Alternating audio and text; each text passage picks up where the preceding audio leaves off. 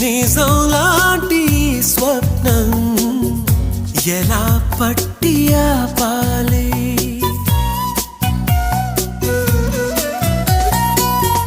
కలే అయితే ఆ నిజం ఎలా తట్టుకోవాలి అవును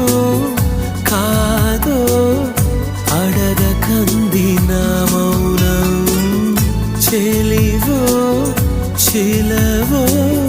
తెలియకుంది నీ రూపం చెలిని బంధమల్లుకుందే